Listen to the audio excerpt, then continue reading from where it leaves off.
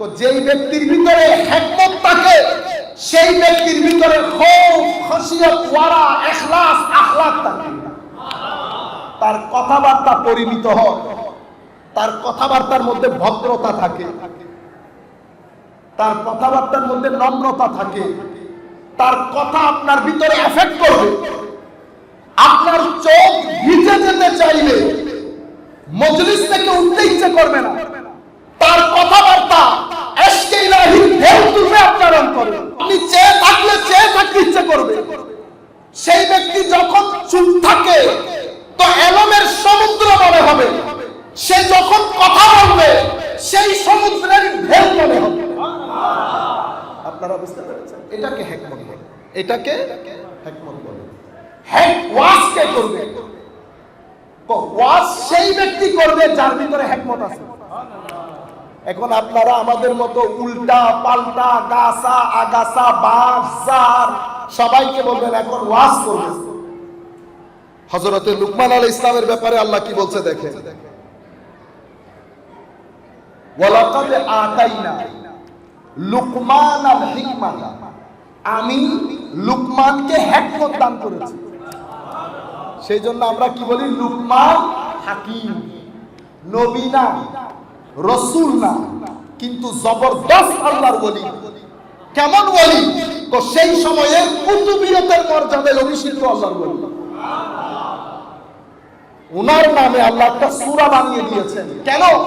কারণ আল্লাহ কুরবান, খৌফ, খশিয়ত, মুহাব্বত এমন ভাবে দান করেছেন লুকমানকে, সেই লুকমান যেন স্মরণীয় বরণীয় হয়।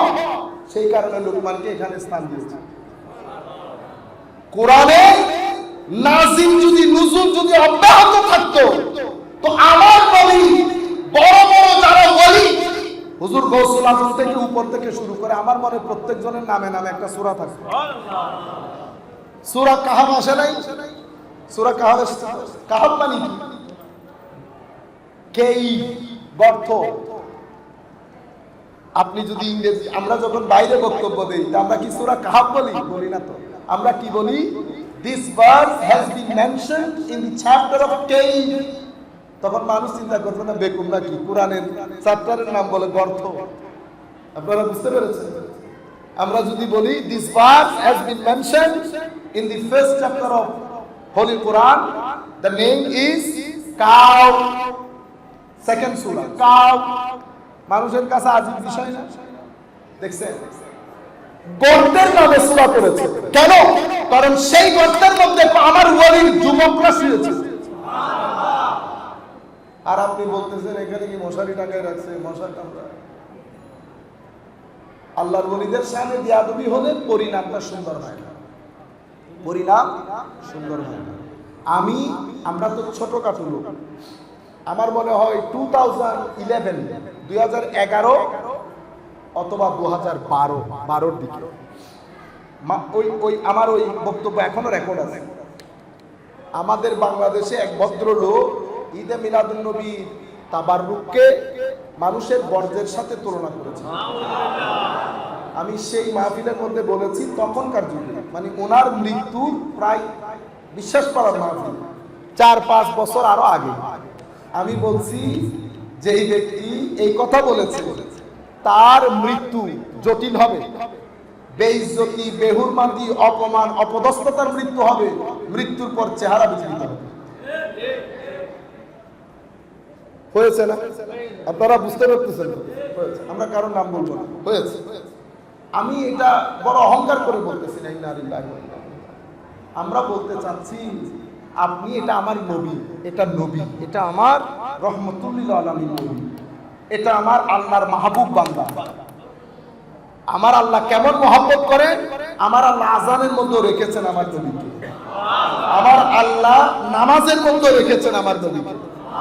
লাভ দিয়ে উঠিয়ে না ভাই, নামাজের মধ্যে কেমনে রাখছে? নামাজের মধ্যে আশহাদু আল্লা ইলাহা ইল্লাল্লাহ ওয়া আশহাদু আন্না মুহাম্মাদুর রাসূলুল্লাহ নাই, আল্লাহুম্মা সাল্লি আলা নাই, আল্লাহুম্মা বারিক নাই। তো নামাজের মধ্যেও রেখেছে, নামাজের মধ্যেও রেখেছে। তো যাকে নামাজের মধ্যে রেখেছে তাকে হজের মধ্যে রাখে নাই? আপনি বলতেছেন হুজুর হজের মধ্যে তো নাই। না না না, ভুল বুঝছেন। হজের আহকামের মধ্যে নাই, ইমানের আহকামের মধ্যে আছে। কারণ আমার নবীর দরবারে যাওয়া এটা হজের একটা মানুষ খুব সুন্দর, আপনারা শুনেছেন, আমি অনেকবার বলেছি, খুব মানে অহংকারের সাথে বলতেছিল আল্লাহর নবীর দরবারে যাওয়া it is not part of Hajj. Could you please give me an example that can prove that this is part of Hajj, মানে একটা প্রমাণ দেন যেটা প্রমাণ করবে যে এটা পার্ট অফ হজ। আমি চুপ করেছিলাম কতক্ষণ পর্যন্ত। আমি বলছি আর ই ক্রেজি, বলে কেন? Alam going to Hajj, why should be part of going to Madina, why should be part of Hajj? Madina Sharif যাওয়া এটা হজের অংশ হবে কেন? বলে এটা তাহলে কিসের অংশ? কারণ এটা তো ইমানের অংশ। এটা কিসের অংশ? ইমানের অংশ। তুমি এটা হজের মতো, হজ তো আমলের নাম। হজ কিসের নাম? আমলের নাম। না করলে অসুবিধা নাই, গুনাহগার হবে। কি হবে? যোগ্যতা থেকে না করলে গুনাহগার হবে, কাফের হবে না। কিন্তু কেউ যদি ইচ্ছে করে আমার নবীর দরবারে না যায়, কুফর হওয়ার সম্ভাবনা ৯৯ ভাগ। আপনি যে ইচ্ছে করে যাচ্ছেন না, কোনো কারণে তো যাচ্ছেন না। হয় হিংসার উদ্রেক হয়েছে, বিদ্বেষের উদ্রেক হয়েছে, নতুবা আপনি জানেন না, জেহালত, মূর্খতা। যদি জেহালতের কারণে হয়ে থাকে আযাব কম, আর যদি বিদ্বেষের কারণে হয়ে থাকে তাহলে তো ওয়াহুম লা ইয়াশকুরুন, আমল কি হয়ে যাবে? বরবাদ হয়ে যাবে। আপনারা বুঝতে পেরেছেন? যাই হোক, বলতে যেটা চাচ্ছিলাম, হযরতে লুকমান হাকিম, হযরতে লুকমান, তো ওনাকে আল্লাহ হিকমত দান করেছে। এখন একদিন ওনার বন্ধু, তাফসীর ইবনে কাসিরের মধ্যে আয়াতের ব্যাখ্যায় এসেছে কথা, তো ওনার বন্ধু বলে লুকমান হাকিমের ঘরের পাশ দিয়ে যাচ্ছে, গিয়ে দেখে বিশাল লম্বা লাইন। লম্বা মানে সাধারণ মানুষের লাইন না, বিভিন্ন সরকারের পদস্থ কর্মকর্তা লাইন। কেন? প্রত্যেকে গেছে উপদেশ নেওয়ার জন্য, পরামর্শ নেওয়ার জন্য। উনি চিন্তা করতেছেন এই ভদ্রলোক কে? তো ঢুকছে ভিতরে, ঢুকে দেখে হাই খোদা, এটা তো লুকমান, আমার লোকে ছাগল চড়াইতো। আমরা একসাথে এক মালিকের ছাগল চড়াতাম। আফ্রিকান লোক ছিলেন তো হযরতে লুকমান, আফ্রিকান লোক। তো জিজ্ঞেস করে লুকমান, ঘটনা কি? তোমার ঘরের সামনে এত লোক কেন? এগুলো আমার পরামর্শ নেওয়ার জন্য। তো কি বলো, কেমনে হলো এই ঘটনা? তখন হযরত লুকমান বলছেন, আমি আমার এই চোখ কখনো জমিন থেকে উপরে উঠাইতাম না, জমিন থেকে উপরে উঠাইতাম না। কেন? আল্লাহ মানুষকে হিকমত দান করে। এরপরে কি করতাম? আমি আমার জবানকে মনিটর করতাম, কি কি জিনিস বের হচ্ছে জবান দিয়ে। এরপরে কি করতাম? এরপরে আমি খাওয়া দাওয়ার ক্ষেত্রে আমি 100% ওয়াচফুল হতাম, দৃষ্টি দিতাম আমার পেটে হালাল যাচ্ছে না হারাম যাচ্ছে। তাইলে কয়টা জিনিসকে মনিটরিং করলো? চোখ, মুখ, পেট। চোখ হারাম থেকে বাঁচিয়ে রেখেছে। কেন? কারণ আমার নবী বলেছে গদ্দুল বসর করার জন্য। আমার নবীর মহব্বত দেখছেন, মানে তৎকালীন যুগের যিনি নবী, উনি বলেছেন চোখ যেন, দৃষ্টি যেন অবনত রাখি। তো আমি দৃষ্টি কখনো উপরে উঠাই নাই, এবং আমার পেটের মধ্যে কি দিতেছি সেটা আমি 100% চিন্তা করে খাইতাম, হালাল যাচ্ছে না হারাম যাচ্ছে। আমার মুখ আমি মনিটর করতাম। এর পরবর্তীতে আমি আমার যে আখলাক, চরিত্রের সৌন্দর্য, আমি আমার চরিত্রের মধ্যে দাগ লাগতে দিই। এরপরে কি করলাম? এর পরবর্তীতে কোনদিন এমন হয় নাই আমি ওয়াদা করেছি আর ওয়াদা ভঙ্গ করেছি কারো সাথে। এর পরবর্তীতে আমি যখনই যাকে কোনো ওয়াদা দিয়েছি আমি ফুলফিল করেছি সেটা। এর পরবর্তীতে আমার কাছে কখনো মেহমান এসেছে, আমি মেহমানকে আমার আল্লাহ আল্লাহ রসুলের রেজামন্দি অনুযায়ী মেহমানদারি করি নাই, এটা কখনো হয়নি।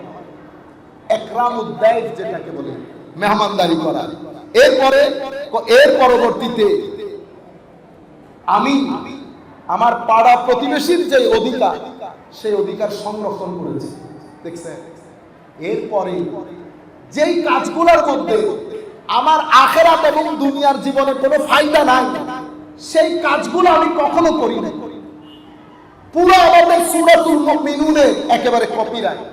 قد أفلح المؤمنون الذين هم في صلاتهم خاشعون والذين هم عن اللغو معرضون। যারা মিনিংলেস কাজ থেকে নিজেদেরকে বাঁচিয়ে রাখে সেই সমস্ত মুমিন গাই সফল। এর পরবর্তীতে উনি বলছেন এই তাবুক ঘটনার কারণে এটা হয়েছে যেটা তুমি এখন দেখতেছো, যেটা তুমি এখন দেখতেছো এই ঘটনার পেছনে এগুলাই দায়ী।